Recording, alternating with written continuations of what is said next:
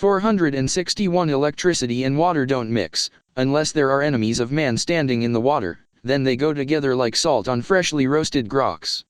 Now look, I get that the Imperium is loose when it comes to central regulations and that some planets are utterly gung-ho about proving how deep the term no standards can go. Hence why some planets have the majority of the populace be illiterate, because the planetary governor just gives zero shits about education, but you really need to see one of these planets to see just how few shits are given. Like, one feudal world that was starting to slowly be industrialized with off-world help, emperor on his throne, it was a mess. It would have been easier to just find a new world and set up shop there. But we wanted to develop the world we already had and we were stuck with this moron. And he wanted his serfs, not slaves, because serfs sounds better. I know that sounds like me being a bitter asshole, but they were his words. I'm not making this up, to not be educated because then they would be easier to dupe. Again, his words, and that kind of came back to bite him in the ass when they were installing the lighting in his new solid gold pool, while he was taking a swim in it. Lesson learned. When you're trying to keep everyone dumber than you, make sure that isn't a pitifully low bar. 462 powered loaders are not toys. There's a model of Sentinel used primarily for moving heavy cargo, and as such it has a couple of loading prongs designed to lift up tons of cargo. It's mainly used by the Administratum and the Navy, although you'll see it anywhere where there's a good deal of heavy objects and the need to move them. It's an effective tool, but that's the thing. It's a tool. It is not a ride where you pile all of your drunk friends onto the forks and then go for a drive. Nor do you try to use its intended purpose while the drunk friends are still on it. A week later I was still finding places the blood had seeped into. 463 Space Marine breeding doesn't work. Well, I finally had a lifelong question answered. Space Marines do have dicks. They're just infertile. So don't try to get them to screw. But even if they did, I wouldn't recommend it anyway. Okay, look, I'm veering into territory I've very little information on, mainly because I can't go up to a Space Marine and say, "Excuse me sir, could you kindly take off your codpiece? I want to see how big your dick is," but I imagine it scales with their size. And if the horror stories I've heard about Slaanesh controlled worlds are even 10% accurate, then no. Something that size? Just, no. 464 Used properly planned combined arms tactics. I get the appeal of throwing a swarm of Baneblades and nothing but Baneblades at the enemy. But do you have any idea what a Baneblade traffic jam looks like? It's actually kind of surreal. As cathartic as it is to rampage into enemy territory with those massive walls of death, there are situations where just trying to stuff Baneblades into it just won't work. You need infantry, lighter vehicles, air support, artillery, the works. Just having a never-ending swarm of tanks trying to cram into narrow areas just ends with the enemy being able to call down artillery and air strikes when they get stick, and with the command being caught in the crossfire, crawling around on the ground, trying to figure out which way his dick went. 465 Make sure your ambush plans for where the enemy will actually be. The element of surprise is a game changer. I have seen armies outnumbered 10-1 pull a victory out of thin air because they were able to hit the enemy where they weren't expecting it. The problem is that if the enemy themselves aren't where you expect them, then you're not plotting an ambush, you're just playing the galaxy's fucking dumbest game of hide and seek. Like the time we were setting up an ambush for a Chaos supply convoy. That ended up being on a different fucking planet. At least the lady who ordered it got blown to chunky bits by the artillery shells that convoy delivered. 466 Recognize that the Inquisition's power is nearly limitless. There are 4 instances where I can see an Inquisitor's authority being challenged that is more than just blowing hot air. When the Mechanikus or Space Marines in general oppose their power, as both have a lot more autonomy than most Imperial organizations in addition to their own standing militaries that don't answer to anyone else, one or more High Lords of Terra getting enough clout together to oppose the Inquisitor, or when another Inquisitor is opposing the Inquisitor. Those people are the few within the power that have the authority and reach to say no to an Inquisitor and have it mean something. Everyone else is just hilariously overestimating themselves. At one point, a low-ranking noble family on a remote planet was being investigated for collaborating with anti-Imperium rebels. It was bad enough that an Inquisitor got involved, with her delving right into the middle of it and getting some pretty damning proof. The patriarch of the family tried to challenge the Inquisitor's involvement in the investigation, because her bias against his family would cloud her judgment. She looked at him in the middle of the courtroom and just laughed for 5 minutes. I'm not exaggerating, I counted, 5 whole minutes of uninterrupted laughter. I honestly think she has artificial lungs. And that had been the patriarch's entire defense against the charges. Needless to say, his entire family, minus the one son who had played whistleblower and a couple of kids too young to be involved, had their heads on spikes by the next morning. Organized by age 2. This inquisitor was a tad quirky, but not in the creepy way. Well, not too creepy. 467 mutants aren't as sexy as you think. Some people think mutants are basically human women with green skin or a third tit, something like that. I think it's safe to say these people have never seen a mutant in their life. Let me tell you, it's actually kind of horrific what happens to them. I didn't know you could grow eyes on your tits, but I sure as hell know it now. I was incapable of finding anything sexually attractive for months, but I know it now. Some people think that a mutant has a third tit or an attractive third eye. But no. And it tends to end badly. And bloodily. And yet it still wasn't as bad as the tits with eyes. Close. But not quite. 468 Learn to work with people. Some people think that if someone's an ass to them, they're irredeemable assholes with no defining traits. If you think that, grow the fuck up. Well, it's true that there are plenty of assholes like me out there, you assuming that they have nothing to offer because of how mean they are is you nursing a broken ego and tying a person's worth to how much they suck your genitals. There was a doctor I knew 5 years before I met Zamora, biggest bitch that I wasn't allowed to kill I ever met, but she knew her medicine. There'd be a symphony of snide insults and backhanded comments, no matter how many times I told her to get to the fucking point, but I'd always leave her with my injuries healed and proper medicine in my stomach. But we had the one guy who didn't want to go to the doctor because she was a jerk. I'm just saying, if you don't get your bullet wounds treated, you have no right to complain when I have to do a battlefield amputation with my power sword. Assuming I can get to you in time, I usually can't because they tend to do it themselves. With dirty, blood-soaked knives that just cause the problem all over again. 469. Be careful when you come out of warp. Warp travel is an imprecise art. Even with navigators spending thousands of years refining their charts and techniques, we've come to expect that the ship will be in the general area of where we want to go when we exit warp, barring exceptionally good luck, equipment, and a calm stretch of space.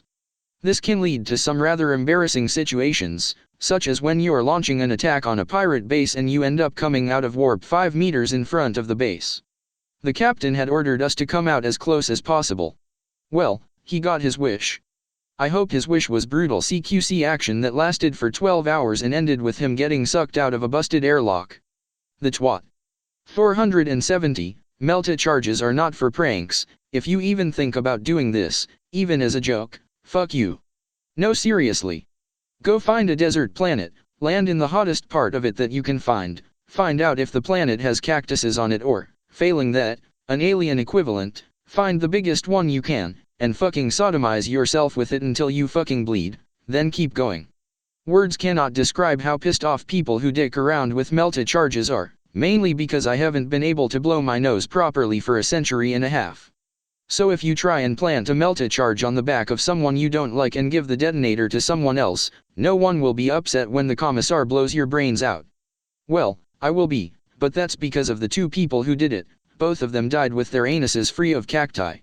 471. Do not bring little kids along when you're fighting fucking Necrons. I've covered this before already.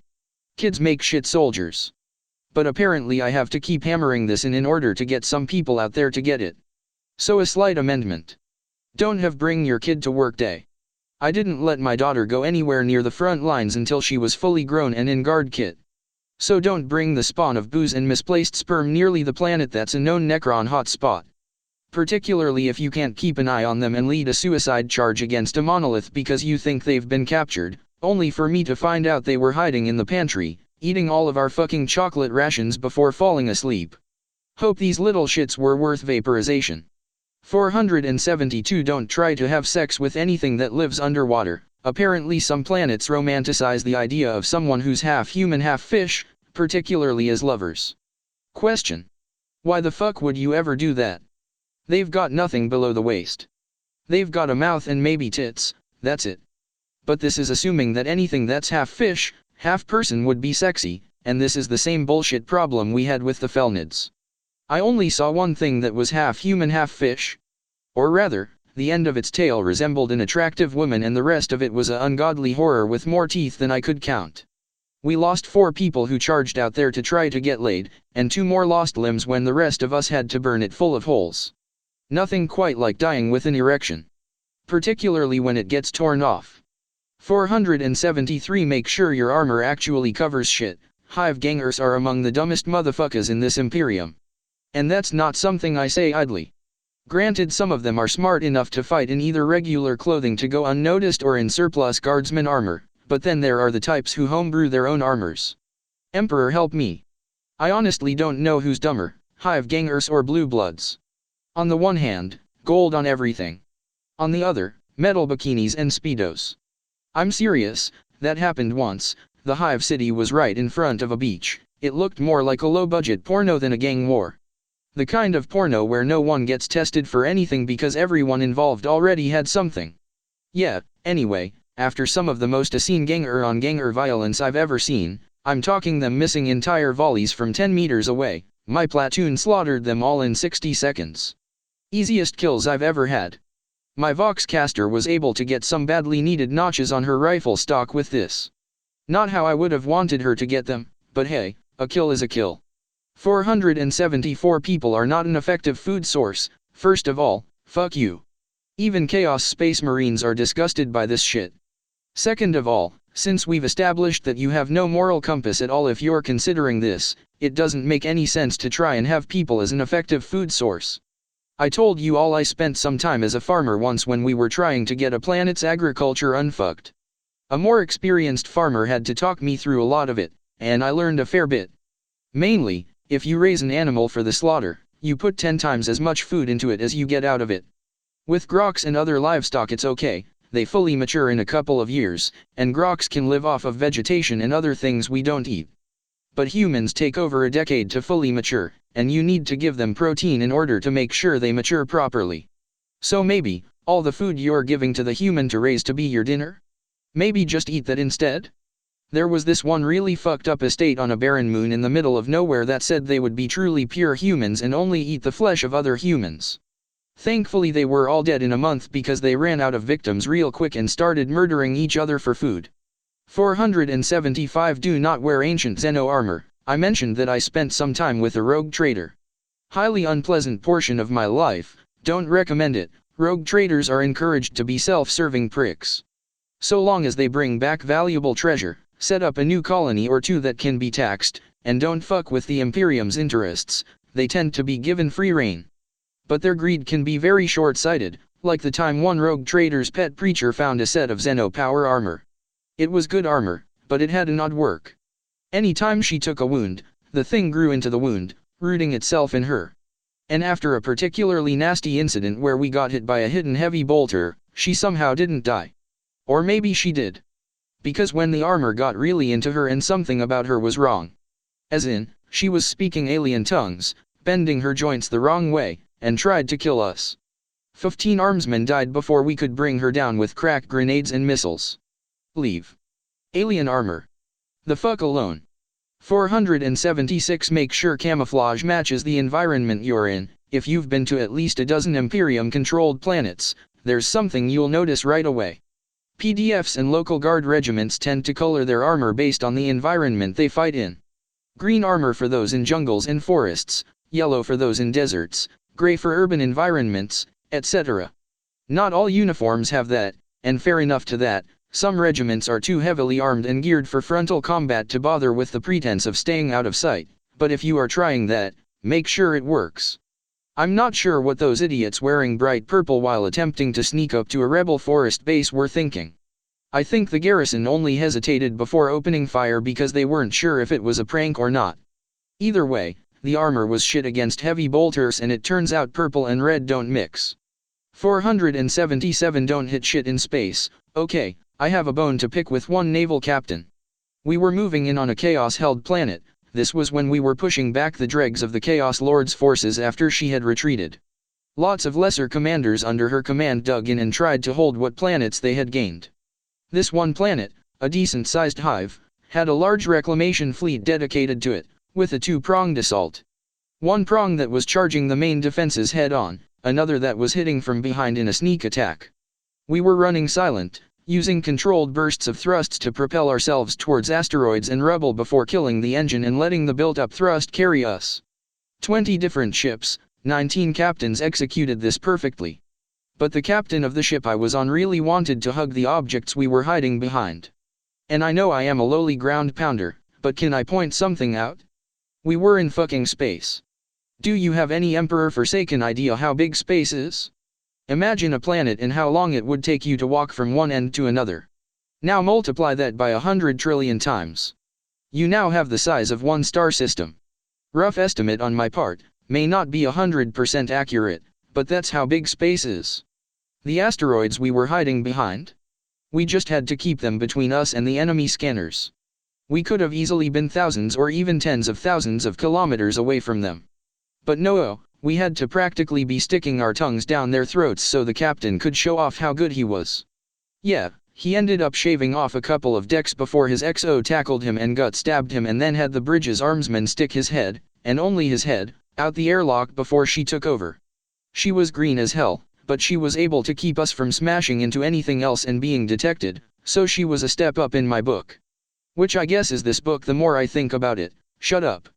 478 There are only 6 temples of the Officio Assassinorum. Look, I'm not going to pretend to get this one, but you need to listen to me. Shut up about a hypothetical 7th temple. I don't know the details or what happened, I just know that everyone I ever met who went around bugging people about a 7th temple disappeared not long after, followed by an inquisitor asking questions to everyone they had been in contact with. There's probably a lot of dirt there, but it won't do anyone any good if you dig it up. So just stop before the screws get taken to your genitals. Along with every other part of your body. 479 Construction vehicles makes for poor war vehicles. Now I know what you're going to say. There are instances of rebels utilizing and arming construction vehicles to overrun PDFs and overthrow local governments. Okay, first of all, they do that because they have no alternatives. If they could get Chimeras and Lehman Russes, they wouldn't bother slapping heavy stubbers on a bulldozer. Secondly, these rebels often rely on the element of surprise, moving fast, and fighting unprepared PDFs. They never win against retaliation by Imperial Guards units, or PDFs that were prepared. Thirdly, you should not ditch your proper tanks and APCs that the Mechanikus were nice enough to make for you to go steal from an abandoned construction site. You know something is wrong when you charge against orcs with these vehicles, only to find out they looted the tanks you abandoned. Fucking morons. 480 Recognize that humans aren't a universally perfect species. If you've studied imperial history for an extended period of time, you've probably realized something. We suck. The emperor had 20 sons, 2 of them were stricken from our history for reasons unknown, 9 of them betrayed him and tried to kill him, slaughtering billions if not trillions of humans while working out their daddy issues, and Rogaldorn could kind of be an ass at times because he didn't seem to know the meaning of the word tact. And if the sons of the emperor himself can fuck up that badly, well, it doesn't say great things about the rest of us. It's not a huge secret, is it? We have really dropped the ball in the last 10,000 years. A combination of how spread out we are and having to deal with both the Horus Heresy and the War of the Beast did a number on the Imperium, along with everything else that happened in M31 and M32. And then there's what happened after that with the Age of Apostasy, and look, the point is that after the heresy we've just been consistently going deeper and deeper down the shitter, with the command structure of the Imperium getting more and more fanatic and unstable as we went.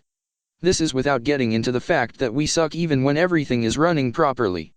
But with the Imperium's heavily decentralized governmental system and heavy emphasis on nobility on a lot of planets and the general, do whatever the fuck you want so long as you obey the Imperial Creed and pay your tithe, is a fertile breeding ground for shitheads, of the dumb in denial, and the rare breed of smart variety. And yet, many leaders of the Imperium just can't seem to recognize this. They expect the very best from those who serve in the many branches of the Imperium. The finest duties and the finest results. Stupid twats. One high-ranking general just couldn't seem to get her head around this during the Chaos Lord's first incursion. Continent after continent was falling, and she was demanding to know why her soldiers were breaking and retreating. This is the time the Chaos Lord opened up that continent-wide warp rift, by the way. She ordered a summary execution of all those who had fled. All 5 million of them. Yeah. The War Master put a bolter round in the back of her head. She didn't have time for that shit. XXXXX. Author's note, fun fact, I recently discovered the 40k/Ruby FIC, For Those We Cherish, and 462 was based on a rather heartwarming scene where a guardswoman is entertaining local kids, with a lamenter space marine saying that that was not the device's intended use. Before adding, I didn't say stop. So of course, I had to go and be an asshole about it. 464 was actually inspired by real life, at least the part about the Baneblades. Apparently on D-Day there was an incident where Allied armor got congested and couldn't advance. So I decided to take that realistic pitfall and make it absurd. 466 was inspired by our old friend EP, and how, when an Inquisitor's followers made an arrest, one had to prove he didn't have any bias towards the accused. As if the Inquisition needs to give a shit about that. 470 was based on an asshole that fragged me during a Rogue Trader game because he was bored. It helped me form a policy towards PvP when I was a DM, either have it be not dangerous, have it be a crucial part of the story, or eat shit. No killing allies for lols at any table that I'm running, none of that garbage. But let me tell you. Writing about something that pissed me off IRL is a damn good way for me to get across the narrator's rage. 469 was based on the same game, where we came out of warp right into a pirate base, dealing decent damage. We decided that since we had pissed the pirates off, we should go all in, firing our weapons at point-blank range. It didn't work. So we kind of had to scarper, with one guy who I used to be friends with but I am no longer on speaking terms with, dubbing it a one-night stand. 471 is based on the fact that Games Workshop is apparently working on a couple of comics for younger kids that involve kids and young teenagers in the 40k universe. And if the few scraps that are out are anything to go by, Necrons are involved. Yeah. Little kids plus Necrons equals little kids being ripped apart at the atomic level. Also, even though it's kid-friendly 40k, there's still some grimdark elements. One of the 3 kids is in a hive gang for the love of God. PAR for the course for 40k, utterly tame compared to what it can get up to, but not exactly something that's kid-friendly. 472 is based off of an encounter in Sunless Sea. Very pretty lady standing on the beach. Going up to her is a good way to lose crewmen. And if you're smart enough, you can send an asshole crewman to his death in order to boost morale. Sunless Sea has a dark sense of humor. 475 is once again based off of Rogue Trader.